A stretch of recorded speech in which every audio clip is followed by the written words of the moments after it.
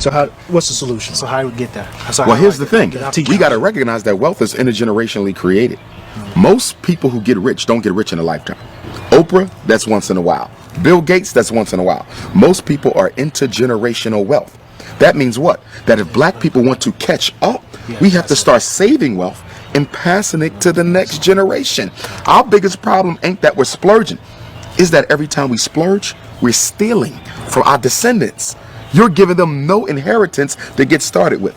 But the white child, they're starting out $100,000 plus, $1 million plus. And I think we have to become more strategic in the way that we do our health plans as well as our life insurance plans. Because what I'm learning with a lot of these white folk, a lot of them are getting their first, what you want to call a shock of wealth through the life insurance policy of their parents. We talk about that too. Yeah, so life insurance policy. Yeah. So there's so many different strategies towards wealth that we're not even thinking about because black people, our selfishness, it's also based on our, what you want to call it, emergency consciousness, survival instinct. We're only worrying about our life. We do not think about those who come after us. Now, you got to realize now, when we got out of slavery, white folks been already building wealth for a couple centuries. Right. We started behind the 8 ball. Okay? So you got to play catch up. How do you catch up with somebody who's 100 yards in front of you? You have to run faster than they are. That means we have to sacrifice our spending habits more than everyone else in order to catch up. How does a people who are at the bottom waste money more than people who are at the top? So not only are you not catching up, you're not even thinking about it, trying to catch up. This is good, and we got 1,000 questions, and we know you got a flight. We appreciate the time. Thank you. No problem. One fat, meat, juicy point. What would it be before you go? I would say that we have to build our own schools. Everything we're talking about, the only way it becomes normalized, the only way it becomes a part of the collective black consciousness is if the children are raised with it as a group. Remember, all progress is group work. It's teamwork. That means we need all the children in Jackson to be taught the principles of financial empowerment.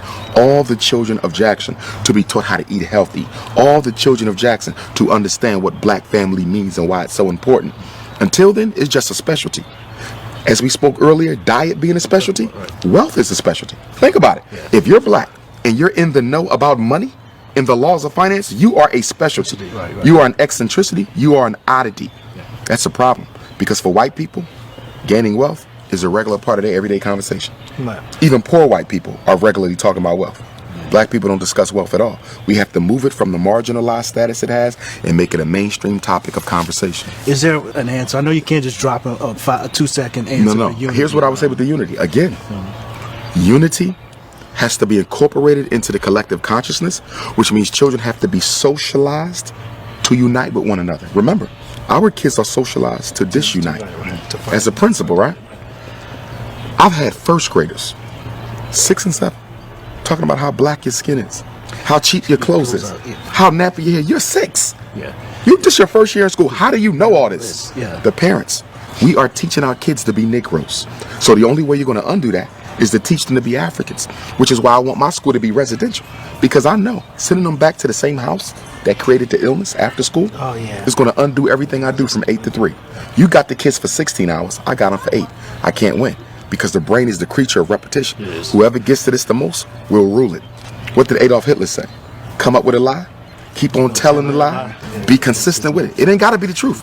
But the brain cannot resist the temptation to believe something that is regularly presented before it. Repetition wins. We give our kids to white folks for the first 18 years of their life, then we want to remake them into Africans for the rest of their life. That's ridiculous.